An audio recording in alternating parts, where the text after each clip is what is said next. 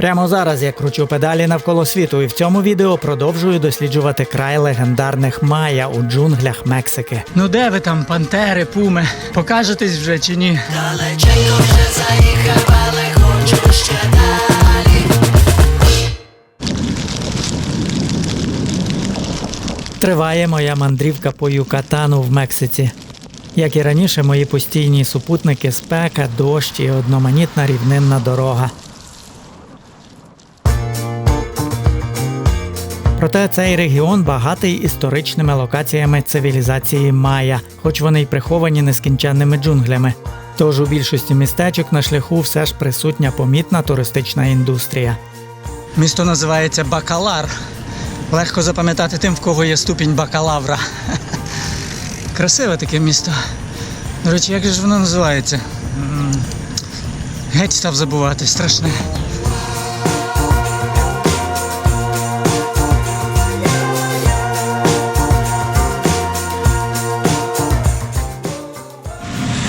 Quanto? 50? Sí. Окей. Хлопчик на велосипеді догнав мене. Я якраз зупинився попити води. Пропоную купити в нього наранхас, апельсини. І там в нього ще я бачу мандарини. Це коштує 50 песо і це приблизно, скільки ж це? $2,5 приблизно. 5 апельсинів. І знаєте, що він мені дав до них? Витягує ось такий пакетик. Чилі перець! Вони посипають фрукти чилі перцем і їдять. So you put this on this, right? Yeah, and it's good for you. Good? Мені кажуть, що це дуже смачно. Ну, окей, я в Мексиці. Сьогодні їстиму апельсини з перцем.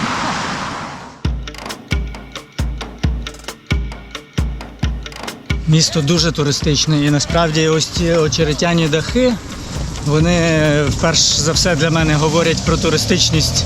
Скрізь, де ви це бачите, тут це означає, що тут повно туристів, все розраховано на іноземців. Ну і так само тут готелів повно на кожному кроці.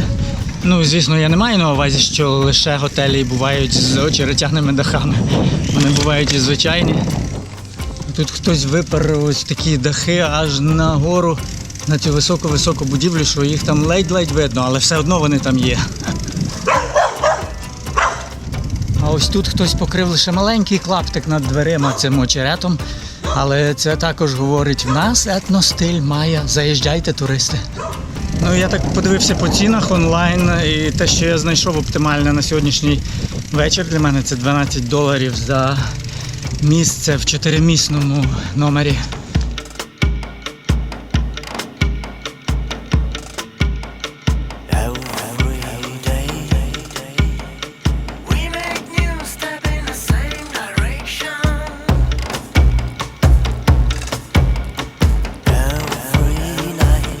З диких джунглів зненацька занурився в такий от суперцивілізований євросвіт.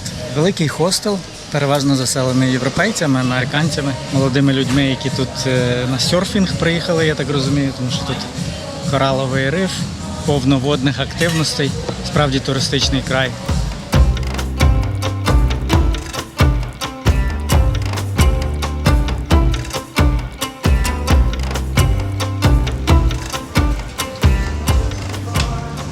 Зовсім поруч біля хостела мені підказали ось таку от лавандерію, себто пральня. Ви можете використовувати машинки, сушарки. З мене взяли за декілька речей $5. Це не дуже дорого, але дорожче, ніж в нетуристичних зонах. За відчуттями це містечко мені безпечне, абсолютно. І воно настільки навіть безпечне, що власники, менеджери вчора, коли я приїхав, кажуть, та лишай велосипед ось тут. От в нас на вулиці біля самого хостела є ось велостоянка. Нащо тобі всередину пхати велосипед? Я, звісно ж, не погодився просто на вулиці залишити, тим паче, що в мене замка немає, і лише сигналізація. Але навіть якщо б замок був, я б на вулиці не залишив поза хостелом.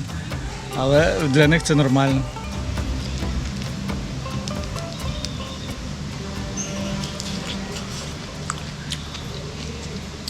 Це дуже цікавий процес і незвичний процес. Але я не можу сказати, що мені це дуже заходить. Апельсин пекучий.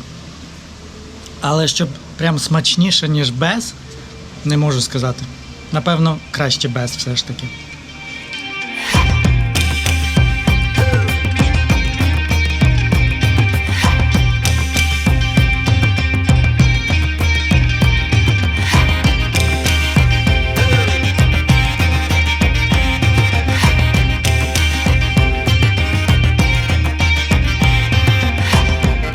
Люблю купувати в місцевих бабусь такі ось бананчики, різні фрукти. А ось такі особливо смачні, малесенькі. Банан реально розміром з мізинець. І смачнючий, неймовірно, ось такий маленький, з такою приємною легкою кислинкою. Ще ось тут є такі гарбузики, називаються калабаса. Ну і ще серед іншого тут перець, куди ж в Мексиці без перцю. Медок. Ну і апельсини, звісно, вони повсюди.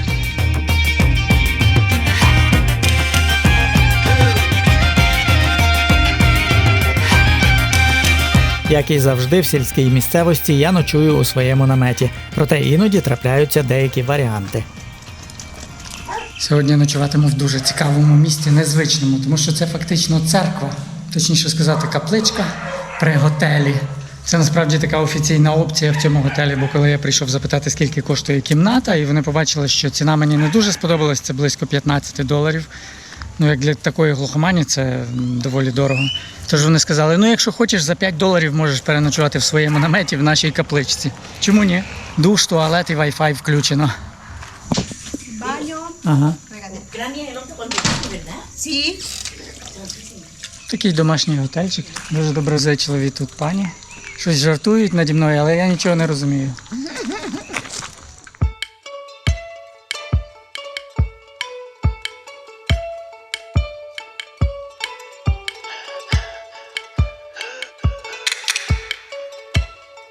Este es macho, es plátano macho. So it's not banana, right? Yeah, it's banana, but banana right here in Mexico is plátano, All right.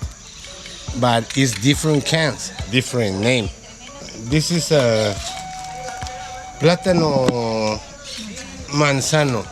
When you eat it, you have a flavor like a manzana, like an apple. Apple. Uh-huh. This is guanábana. We have guanábana. Yeah. I love juice from it.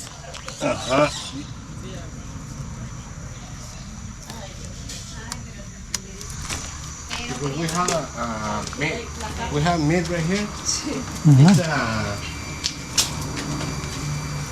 when we have a lot of venado. You see this? Ah, it's deer. Taste it. Oh, Taste wow. it. Пригостили мене оленячим м'ясом. Я не пригадую, чи я в житті їв оленяче м'ясо. Ну, але пригостили, то не буду я відмовлятися. What? Taste it. А. Неймовірно жорстке. Це дичина. Дика тварина.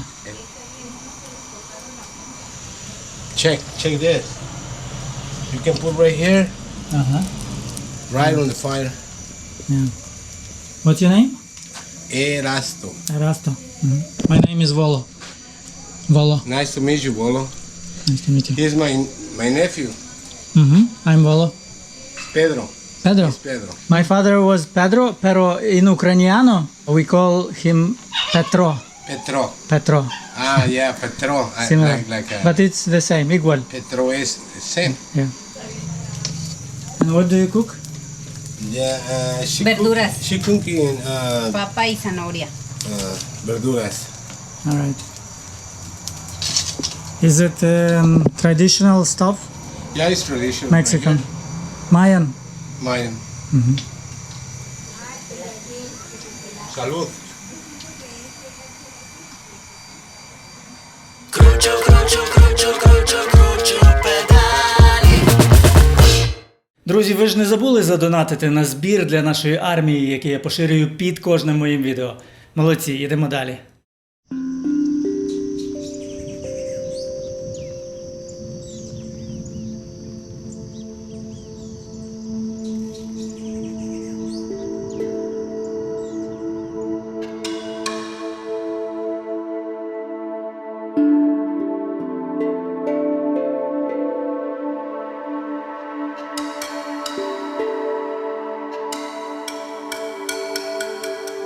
Цього ранку шлях веде мене ще густішими джунглями. Ну де ви там, пантери, пуми? Покажетесь вже чи ні? Але тільки давайте здалеку, будь ласка.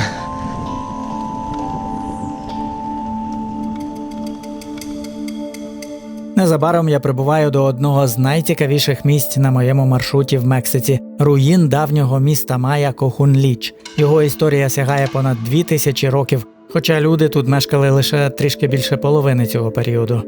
Кохунліч зміг досягти значного розвитку, ставши навіть центром царства. Проте згодом, ще задовго до приходу іспанців, він був покинутий з невідомих причин. Цілі століття Кохунліч, як і багато майянських міст, просто були заховані від всього світу. В ось таких от джунглях. Тут все буквально заросло ними. Аж поки в 1912 році якийсь європейський чи американський археолог не відвідав це місце і, так би мовити, відкрив його заново для світу.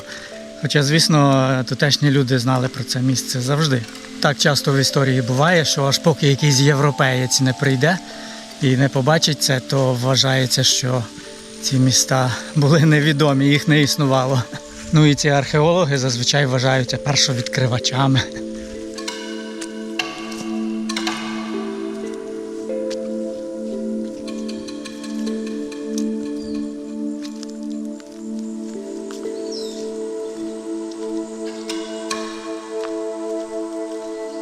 Вау, я просто в захопленні від цього місця з перших хвилин. І напевно тому, що я тут сам справді. Я відчуваю цю порожнечу і я йду, наче в справжньому місті, покинутому місті. І я це відчуваю на 100%.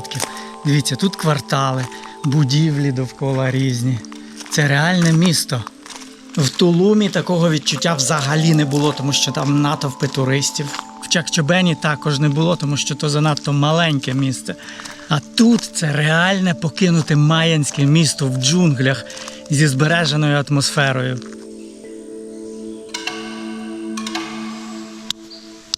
Ну, якщо бути точнішим, то я тут, звісно, не сам, а з мільйонами комарів.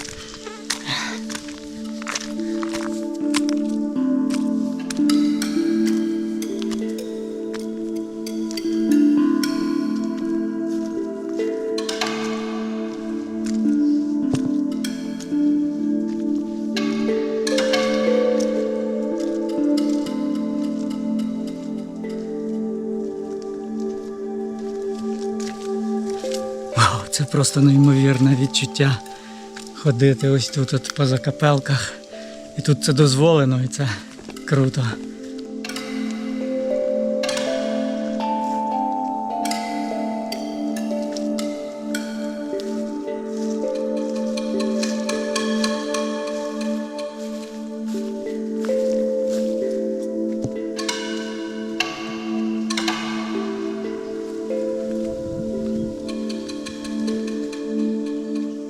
Тут навіть запах є частиною цієї атмосфери. Запах якоїсь такої вогкості і мохів. Це так підкреслює древню ауру.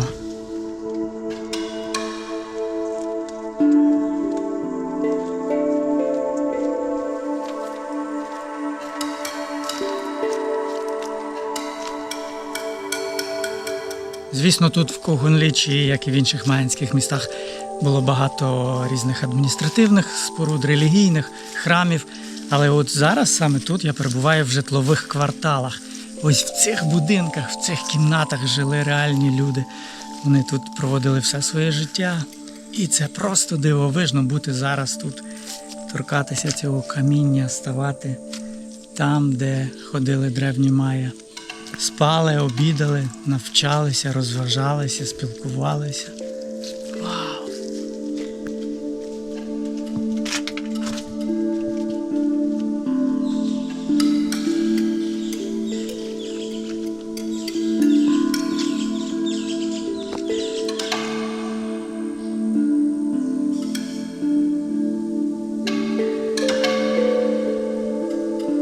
Я думаю, що це є окремі помешкання, або сказати квартири майя. Ось, наприклад, ця доволі велика, з 3 входами. В кожній з них ось таке є підвищення. Я здогадуюсь, що ці підвищення слугували одночасно і ліжками, як спальня, ну і також загальний простір.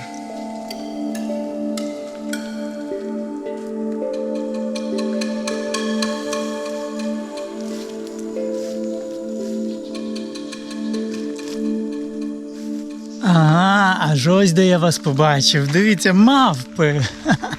От раніше я їхав по Центральній Америці всі і дивувався, чому немає мавп.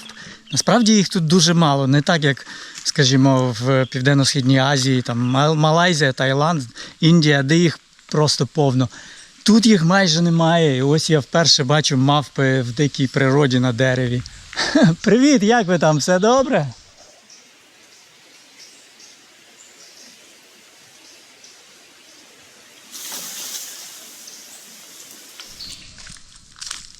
А ось, здається, і піраміда. Невеличка, але все ж таки.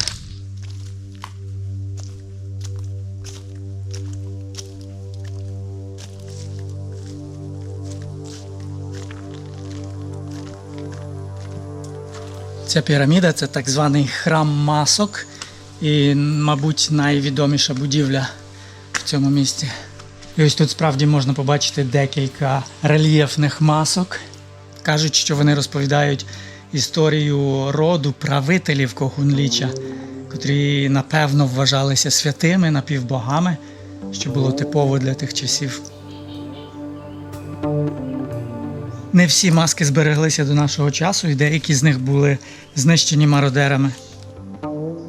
Очеретяний дах храму був створений виключно для захисту від зовнішнього впливу, тобто від дощів, сонця, щоб краще вберегти будівлю і ті ж самі маски. Але принаймні він виконаний в традиційному стилі тутешньому, майянському, з використанням тих давніх технологій. Тобто храм в ті часи не мав жодного даху, його створили лише зараз.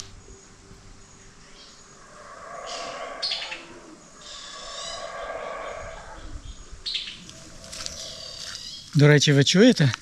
Ось там глибокі джунглі на багато-багато десятків кілометрів. І довкола можна почути, особливо зранку, ревіння мавп, я не знаю, горили якісь чи що. Ну це за звуком точно відчувається, що це велика тварина. І от вони, особливо в ранковий час, вони якісь свої ритуальні ревіння здійснюють. Якось там можна почути. Я вже трошки запізно прийшов, зараз 9:50 ранку. А якщо прийти на світанку, то тут просто всі джунглі вкриваються цим ревінням.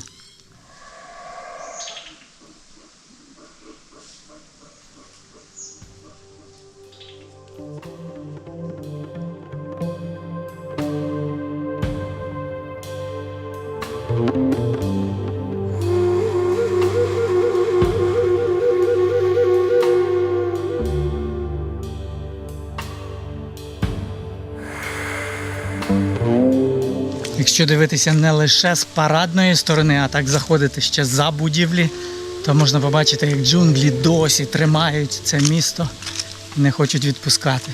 Подивіться, яке фантастичне дерево з довжелезним корінням виросло просто на будівлі, на стіні.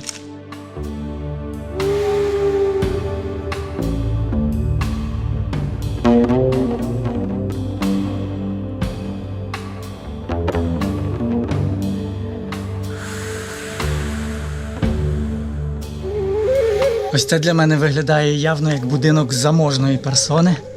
Як вам цей кам'яний диванчик чи ліжко?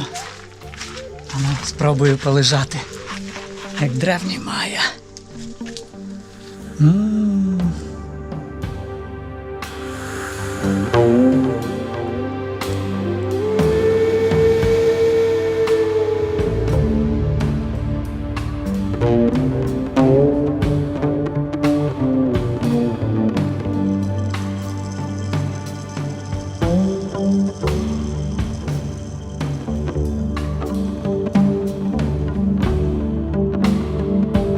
Ось це точно помешкання верхівки Кохунліча. Як на мене, прекрасне місце для життя. Я б сам тут жив. Подивіться.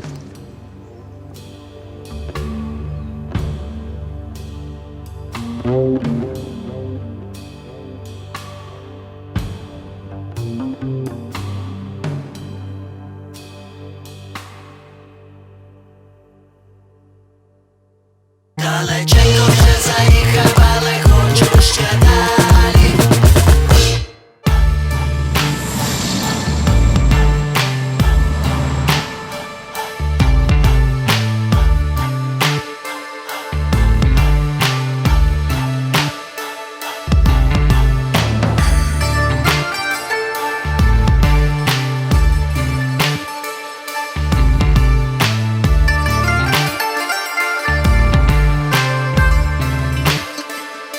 Наступні кілька днів я інтенсивно кручу педалі широкими просторами південного Юкатану на захід, ночуючи у випадкових місцях.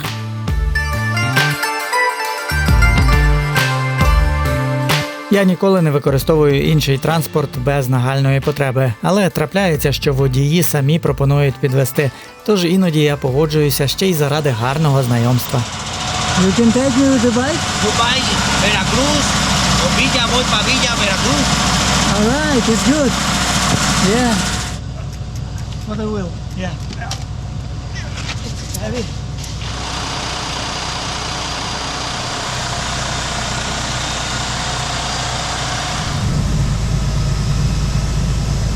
А ось такий класний чоловік Габріель мене підвозить. І він насправді мені дуже допоміг, тому що все джунглі, джунглі, джунглі. І дорога пряма йде довга. Трошки, якщо чесно, нудно і нелегко, тому що спека. Але насправді ми з Габріелем зустрілись ще перед тим в кафе випадково. Я пішов туди снідати, і він приїхав на фурі, там теж пив каву. І ми так розговорились, і Габріель насправді теж їздить на велосипеді, він мені розказував про свої пригоди, як він падав там з велосипеда. Ну, тобто він сам велосипедист, і він розуміє мене, велосипедиста. Ось чому він зупинився і запропонував, каже, сідай, підвезу. So where do you go? ¿A dónde van? Veracruz y México. All right. Ahí vivo yo, I living. Ahí vivo yo en México, Ah, it's your city. Yeah. Цікаві історії Габріель розказує про своє водійське життя. En un momento también me encontró una persona que lleva la palabra de Dios en una bicicleta y llevaba 3 gallinas y 4 perros en su bici. 3 iban en la bici y uno iba caminando, ves, él venía de Mérida a Salina Cruz. Y su bicicleta era cristiano. Зупинилися з Габріелем пообідати в такому придорожньому ресторанчику, просто збитому з дошок. Ось така от, грубо кажучи, будка. Тут кілька столиків і домашня їжа. Dijo el negrito, pero el vato sí ya se la sabía. Dice, ahorita le voy a hablar a los ministeriales para que te chinguen. Далі знову їду сам і незабаром прибуваю до легендарного Паленке. Про це в наступному випуску.